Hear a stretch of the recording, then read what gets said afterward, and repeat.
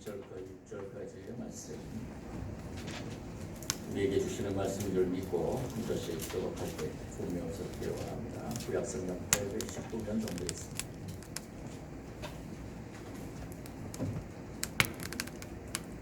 땅과 거기에 충만한 것과 세계와 그 가운데 사는 자들은 다 여호와의 것이로다.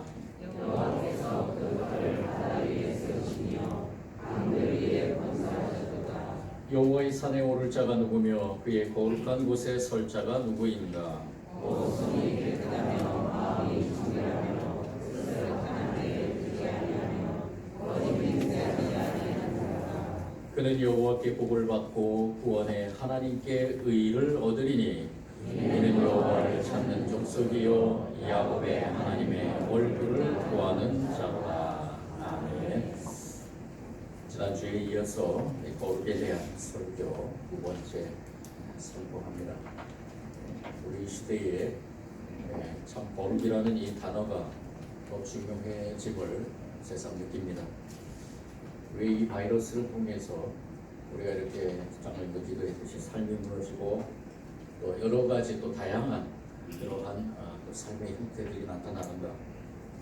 그 원인을 깊이 파고들면 파고들수록 한 가지 단어밖에 떠오르지 않습니다. 거룩이라는 것입니다.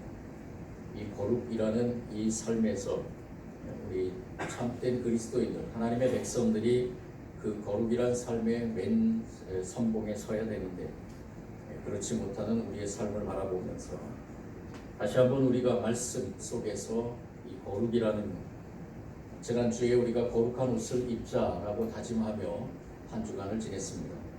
오늘은 다시 한번 거룩의 옷을 입고 우리가 서야 될 자리가 어딘가, 마찬가지로 거룩한 자리, 그 자리에 서야 될 텐데 그 자리란 어떤 자리인가라는 것을 우리 다윗이 선포하며 노래하며 또 다윗을 통해서 하나님께서 우리에게 깨닫게 해주시는 깨달음을 가지고 또 한 주간 삶을 사는 저와 여러분이 되기를 원합니다.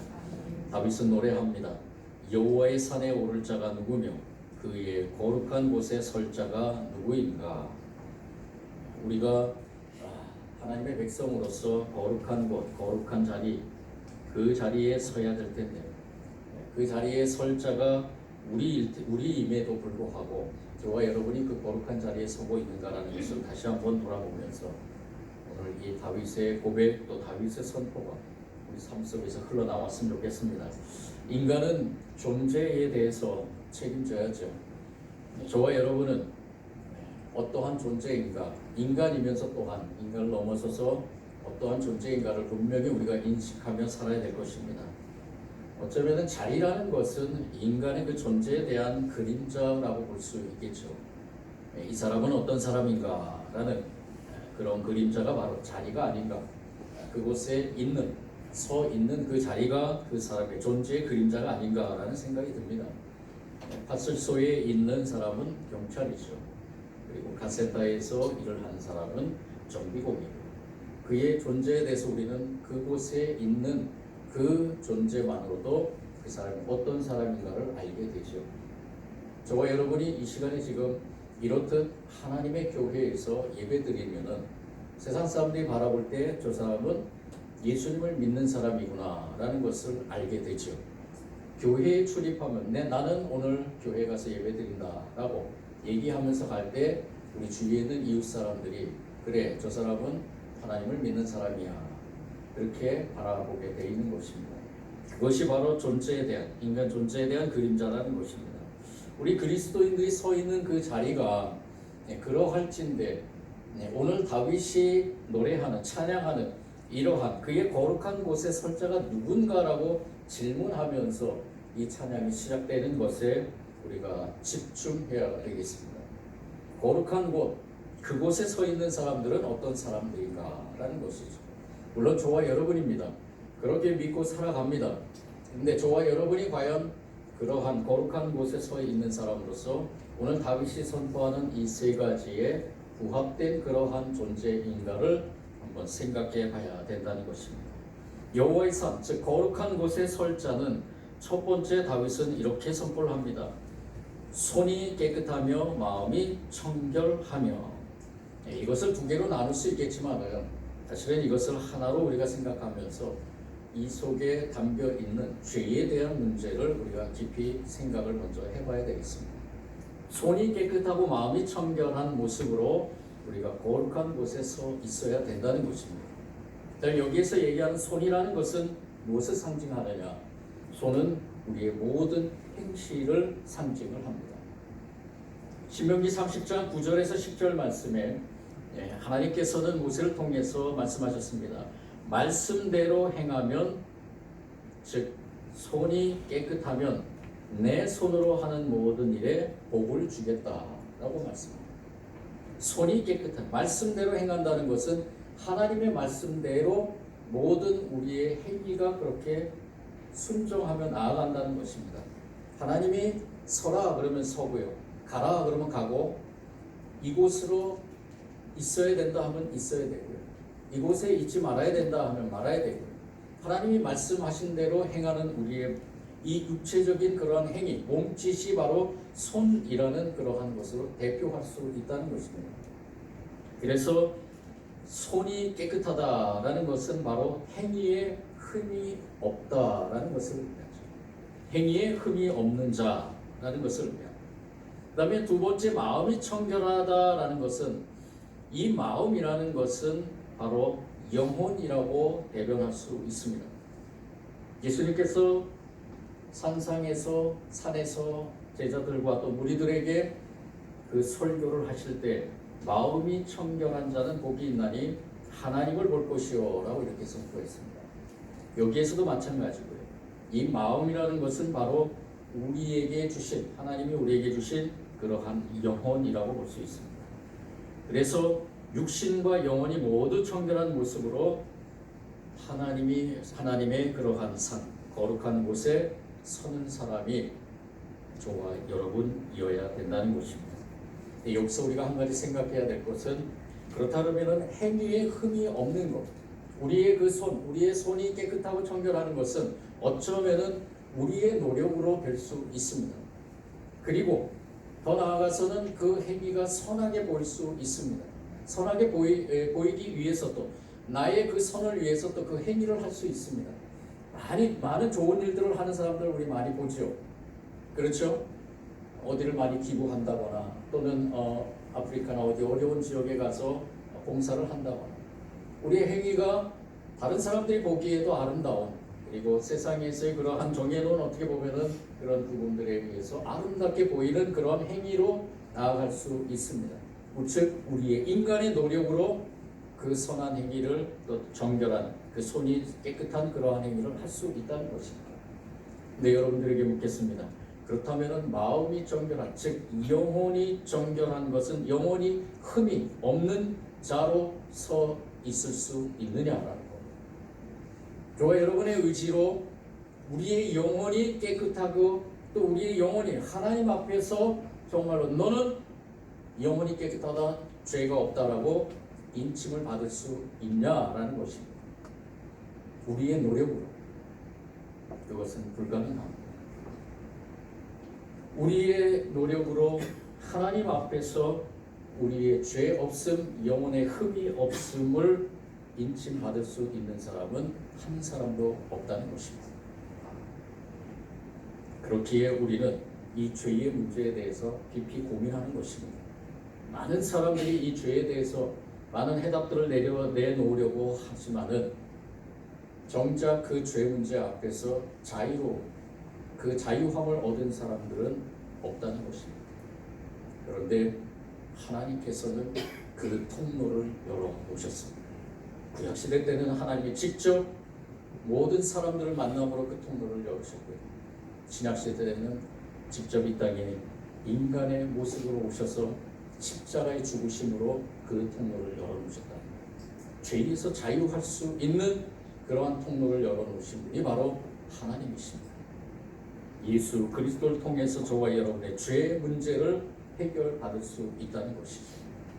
이것을 여러분들 잘 아는 그 러시아의 문헌 펴도르 도스토옙스키가 이 죄와 그리고 우리의 그 삶에서 일어나는 그러한 여러 가지 징계나 이런 것들에 대한 그 해답을 많은 것들을 통해서 이야기를 하고 있었는데요. 그 중에서 죄와 벌이라는 이 책을 통해서 그 문제를 많은 사람들과 의논하려고 했습니다.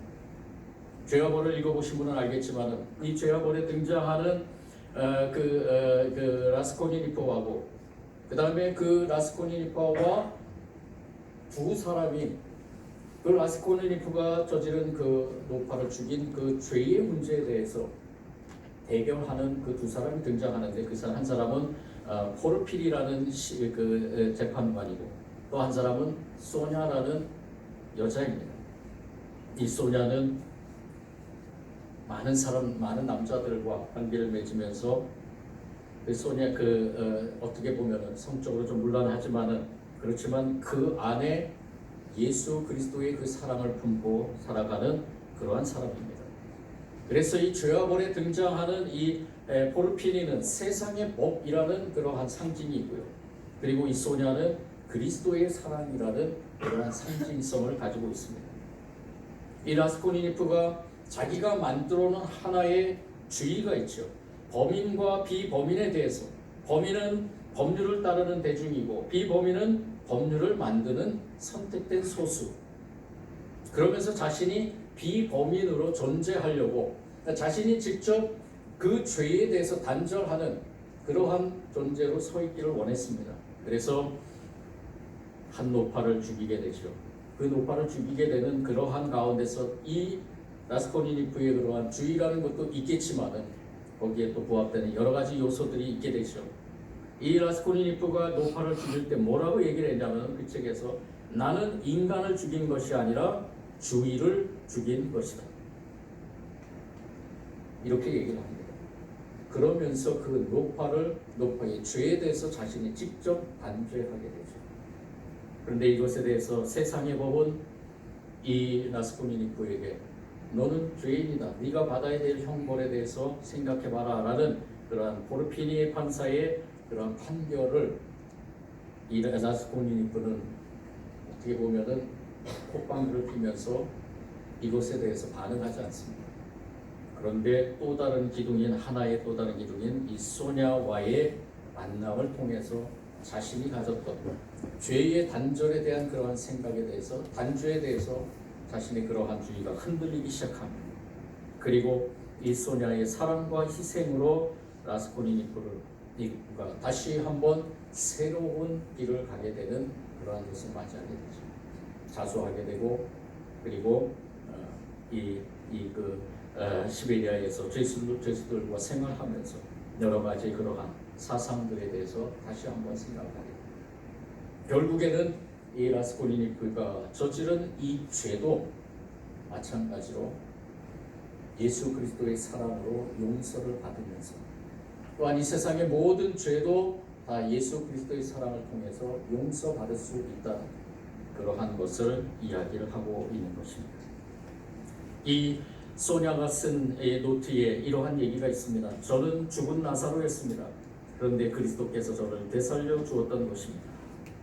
저는 죽은 나사로였습니다. 그런데 그리스도께서 저를 되살려 주셨던 것입니다. 이렇듯 죄에 대한 문제는 우리가 해결할 수 없고 우리 안에 있는 이 죄성을 가지고 살아가지만은 이 죄성에 대해서 자유할 수 있는 길은 단 한 가지 예수 그리스도의 사랑밖에 없다는 것입니다. 그것을 통해서 우리는 거룩한 곳에 설 수 있는 자격을 가진 것입니다. 우리의 육신적인 행위로만 거룩한 곳에 설 수 없고요. 우리의 영혼, 죄로 죽을 수밖에 없는 이 영혼이 예수 그리스도를 통해서 다시 한번 자유함을 얻은 그 생명을 가지고 우리가 거룩한 곳에 설 수 있다는 것입니다. 거룩한 곳에 선 자는 예수 그리스도를 통해서 구원받은 자이고 그리고 더 나아가서는 그 행위가 하나님 보시기에 아름다워 세상 사람들 보기에도 아름다워 손이 깨끗한 그러한 청결한 모습으로 그 거룩한 곳에 설 수 있는 것입니다. 이렇게 볼 때 우리 첫 번째 이 다윗이 노래한 것은 손이 깨끗한 것이 먼저가 아니고요. 우리의 마음이 청결한 것이 먼저입니다. 우리의 영혼이 구원받은 것이 먼저입니다. 우리의 구원이 영원히 구원받았기에 우리는 그 감사함으로 그 감격을 가지고 거룩한 곳에서 손이 청결한 사람으로 살아가는 것입니다. 이것이 중요한 것입니다. 우리 첫 번째 이 다윗이 선포한 거룩한 곳에 선 자, 손이 깨끗하며 마음이 청결한 자는 저와 여러분으로 고백하면서 또 세상에 나아가서 많은 사람들, 그 마음이 청결하지 못한 사람들, 그 사람들에게 이 진리를 가르쳐주고 선포해야 되는 그러한 사명이 저와 여러분에게 있는 줄 믿습니다. 두 번째 이 거룩한 곳에 선 자는 어떤 사람인가? 바로 뜻을 허탄한 데 두지 아니한 자라고 이렇게 선포합니다. 뜻을 허탄한 데 두지 않는 자. 이 말은 우상과 연관이 되어 있습니다. 이 뜻이라는 이 단어 네페시는 숨쉬는 존재, 영혼, 생명이라는 뜻을 가지고 있습니다. 그리고 허탄이라는 이 말, 샤우라는 이 말은 공허, 허무 이러한 뜻을 가지고 있습니다. 물질 또는 도덕적으로 비실제적이면서 무가치한 것을 지칭하는 것입니다. 그렇기 때문에 이 뜻을 허탄한 데 두지 않는다라는 이 말은 어떤 뜻이며 누구의 뜻이냐라는 것과 함께 그리고 공허와 허무한 그러한 뜻을 이루지 않는 그러한 모습으로 서 있어야 된다는 것입니다. 저와 여러분은 하나님의 백성입니다. 우리가 첫 번째 다윗이 고백한 것처럼 예수 그리스도를 통해서 우리가 새로운 생명을 얻은 사람들입니다. 그렇다 그러면은 그 거룩한 곳에서 누구의 뜻을 우리가 펼쳐 나가야 될 것입니다. 우리 내면에 있는 우리 인간의 뜻이 아니라 또 우리 같이 삶을 사는 그러한 사람들의 우리 동료나 친구나 그러한 사람들의 뜻이 아니라 바로 하나님의 뜻을 생각하며 하나님의 뜻을 이뤄가야 된다는 것입니다. 그것이 공허한 것이 아니기 때문에, 허탄한 것이 아니기 때문에 이 사라질 것, 인간의 존재를 공허와 허무로 만드는 그러한 곳에 뜻을 두지 말아야 된다는 것입니다. 따라서 뜻을 허탄한 데 둔다는 것은 자기의 영혼 생명이 아무 의도 없는 공허한 무가치한 것에 맡긴다는 그러한 의미로 해석할 수 있다는 것입니다. 그래서 저와 여러분은 절대로 뜻을 허탄한 데 두지 않는 그러한 사람으로 살아가야 될 줄 믿습니다. 이것이 우리에게 내 주변에 있는 우상과 연관이 된다는 것입니다. 사상과 이념 등이 하나님의 뜻과 정반대로 될 때도 그것은 우상이 됩니다. 죄와 벌에서 이 라스코니니프가 가졌던 그러한 이론, 그런 주의들, 이것은 하나님과 뜻이 반대이기 때문에 그가 생각했던 이 주의들이 파괴된 것입니다. 우리가 생각해야 될 건 바로 하나님의 뜻대로 근심하면서 하나님의 뜻대로 행하는 것이 바로 저와 여러분이 서 있는 그 자리가 되어야 된다는 것입니다. 그러한 삶으로 승리하는 저와 여러분이 되기를 원합니다. 그래서 우리 안에 있는 모든 우상들과의 싸움에서 승리를 해야 됩니다.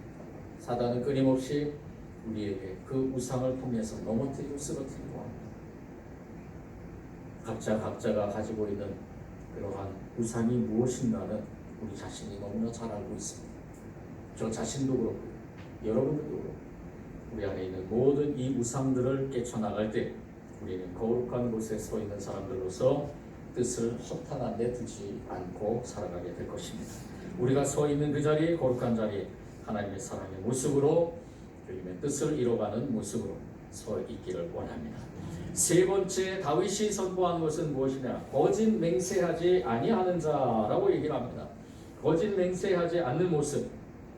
이 거짓 맹세에 대한 것은 예수님의 설교를 살펴보면 확실히 깨달을 수 있습니다. 우리 같이 한번 찾아보겠습니다. 마태복음 5장 33절에서 37절 말씀입니다.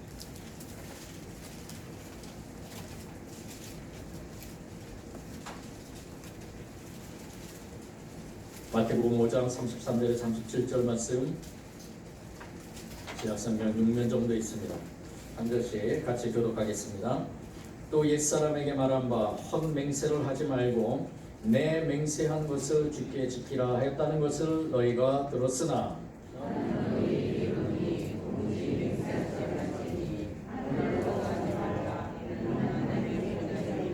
땅으로도 하지 말라 이는 하나님의 발등상임이요 예루살렘으로도 하지 말라 이는 큰 임금의 성임이요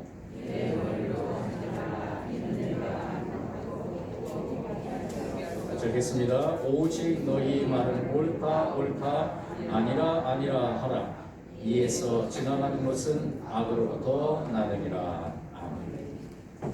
예수님께서 산에서 설교하신 내용 중에 이 맹세하지 말라라고 선포한 의미가 무엇인가?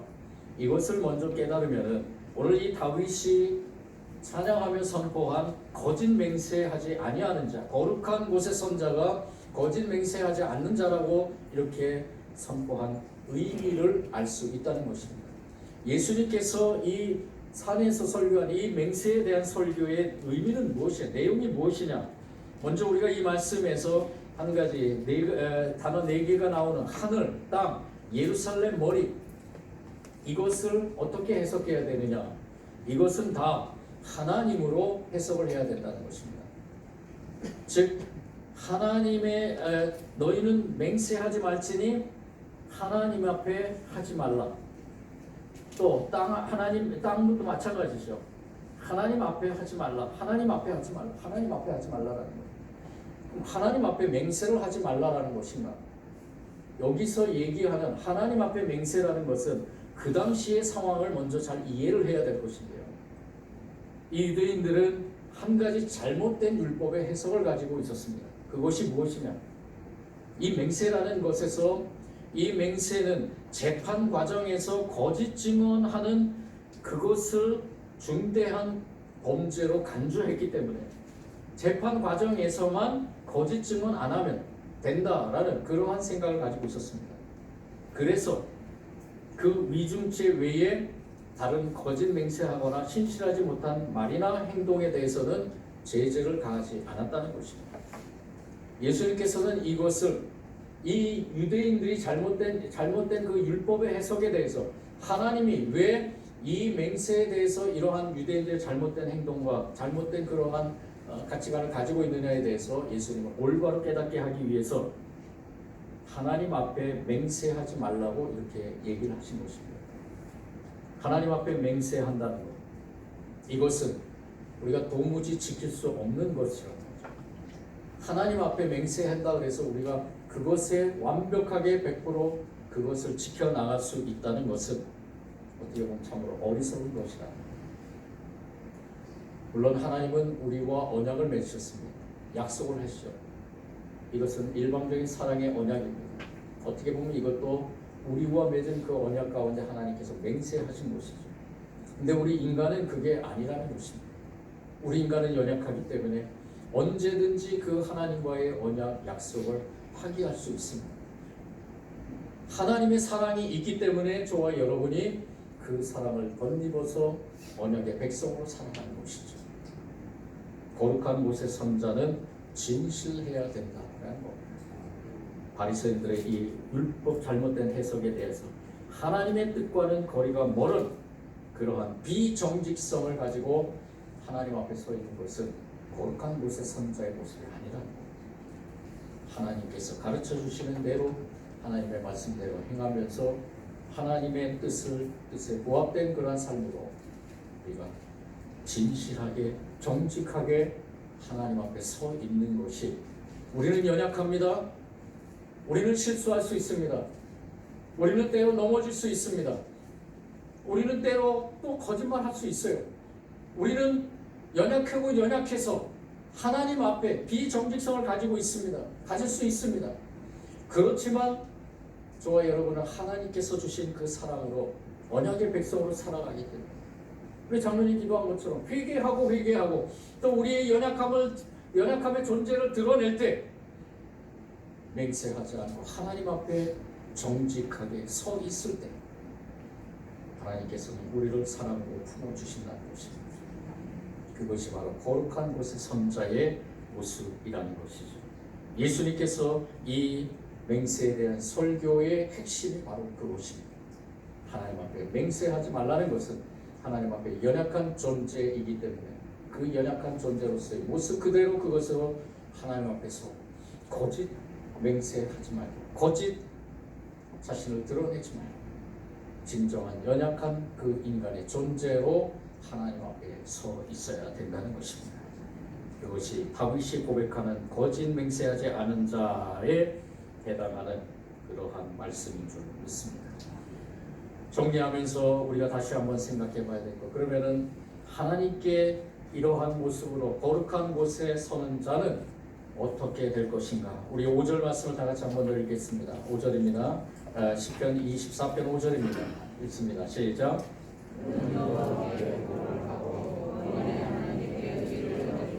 아멘.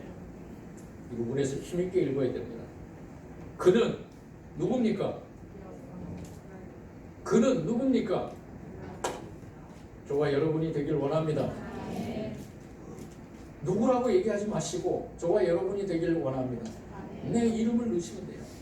나는 여호와께 복을 받고 구원의 하나님께 의를 얻을지어다. 선포하시면서 자신 없지만 연약하지만 저와 여러분이 거룩한 곳에 설 자인 줄 믿습니다. 하나님의 성전에 이르는 자인 줄 믿습니다. 하나님의 산에 오를 자인 줄 믿습니다. 그렇게 믿으면서 선포하시기 바랍니다. 하나님, 저는 연약하지만은 부족하지만은 거룩한 곳에 서길 원합니다. 손이 깨끗하고 마음이 청결하길 원합니다.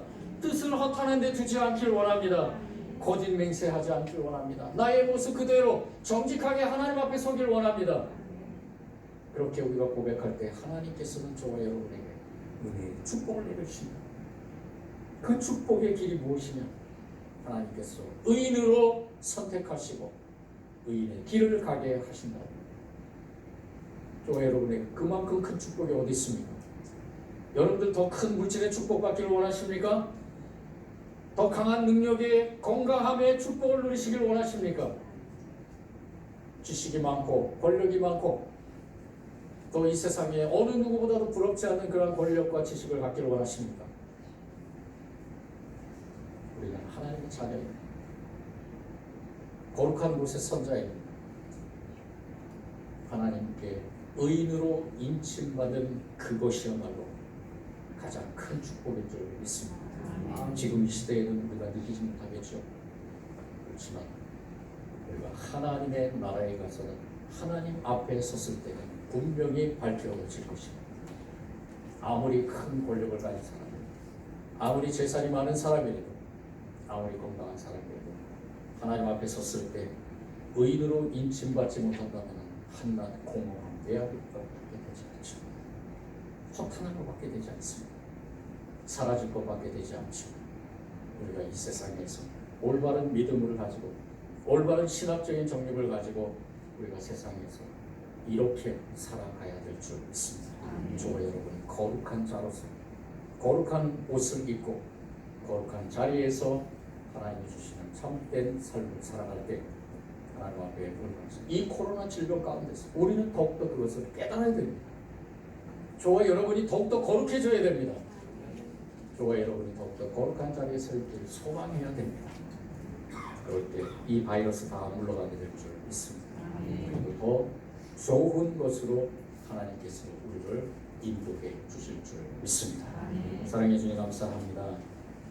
부족하고 연약한 저희들에게 대언의 말씀으로 위로하여 주시고 힘을 주시니 감사합니다. 하나님, 우리는 부족합니다. 연약합니다.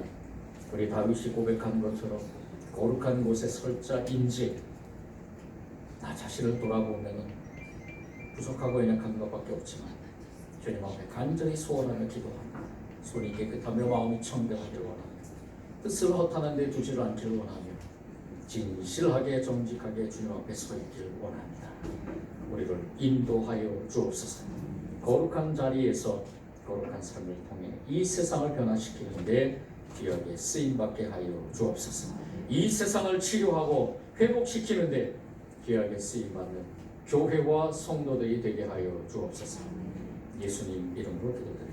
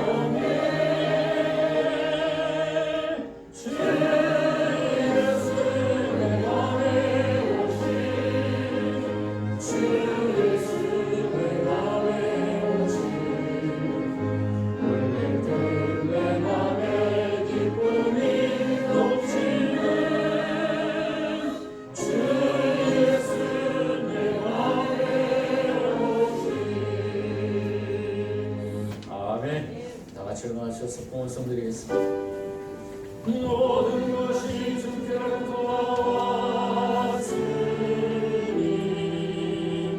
이 예물을 줄 때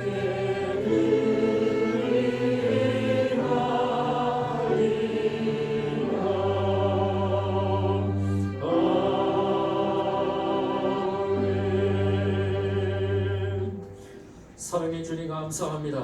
은혜의 주님 감사합니다.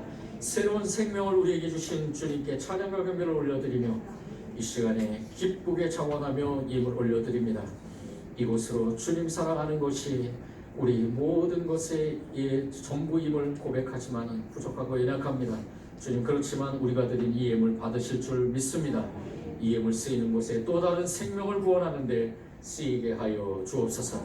이 예물에 여러 가지 우리의 소원들이 담겨 있습니다. 감사와 또한 간절한 마음과 또한 여러 가지 주님 원하시는 대로 쓰이길 원하며 주님의 뜻이 담겨 있는 귀한 곳에 쓰이길 원하며 이 모든 우리의 소원을 담아 주님 앞에 드리오니 이 예물 받아주시고 이 예물 쓰이는 곳곳에 하나님의 놀라운 구원의 역사가 일어나게 하여 주옵소서.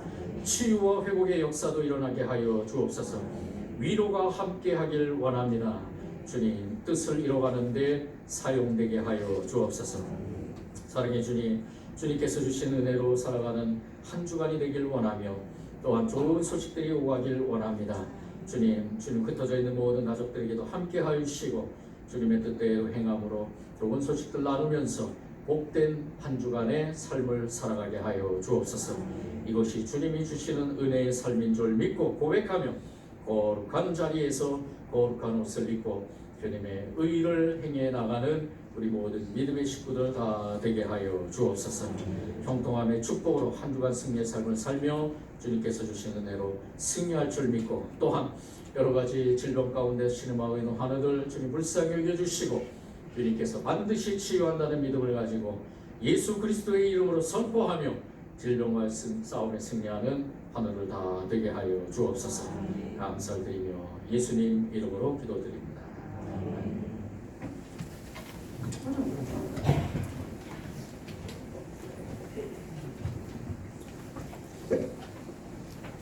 성도의 교제 시간입니다. 먼저 할로 소식을 같이 나누겠습니다. 교회 축복을 청구해 주시기 바랍니다. 오늘은 오순절 후 네 번째 주일로 지키고 있고요. 다음 주는 우리 맥주 감사 주일로 지킵니다.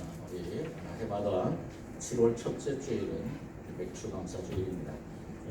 우리 구약의 절기이지만 또 우리 신약에서는 우리 반해 우리 한 6개월 동안 하나님께서 인도하신 것에 대해서 우리의 삶의 그 고백에서 감사를 담아서 다음 주에 우리 맥주 감사 주일로 지킵니다. 월삭 새벽 기도에 우리 7월 1일 수요일입니다. 매달 첫 날 우리 새벽에 다 나와서 하나님 앞에 7월을 그 달을 맡기면서 기도합니다. 우리 7월도 주님께 맡기면서 우리 새벽 기도에 같이 동참해 주시면 좋겠습니다. 수요 기도에도 이번 주도 마찬가지로 기부제나 기도를 드리고요. 이 정기담회 기부치 리더 모임 우리 꼭 기억하시고 우리 리더자들 우리 오늘 오후 예배 후에 모이겠습니다. 정기 재직회 다음 주에 있고요. 우리 지금 아직도 코로나 바이러스로 인해서 많은 그러한 좀 제재도 일어나고 있는데요. 지금 교회 안에서 또 이런 바이러스가 많이 생겨서 교회가 또 뭐라 그러죠? 적극적인 그 제재 대상으로 이렇게 될지도 모릅니다. 우리 모든 성도들이 좀 조심하시고요. 마스크 착용하시고 우리 목내 인사 나누고 저도 밖에 나가서 인사 드릴 때 우리 악수 안 하셔도 됩니다. 악수 안 하실 분들은 그냥 가셔도 되니까 인사 나누면서 그렇게 하겠습니다. 이번 주 묵상할 말씀 우리 같이 한번 입술로 고백해 보겠습니다. 시작. 시편 98편부터 시편 120편까지 하루의 세 장 주일날 시작입니다. 우리 옆에 분들과 함께 같이 인사 나눕니다. 사랑합니다. 감사합니다. 다 같이 일어나셔서 우리 주님이 가신 길로 찬양하도록 하겠습니다.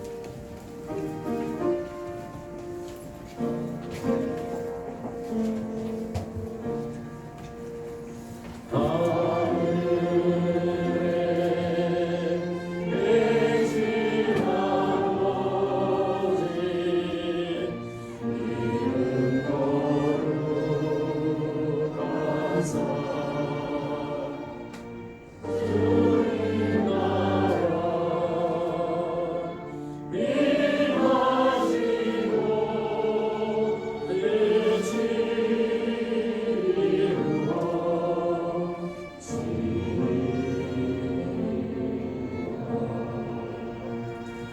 이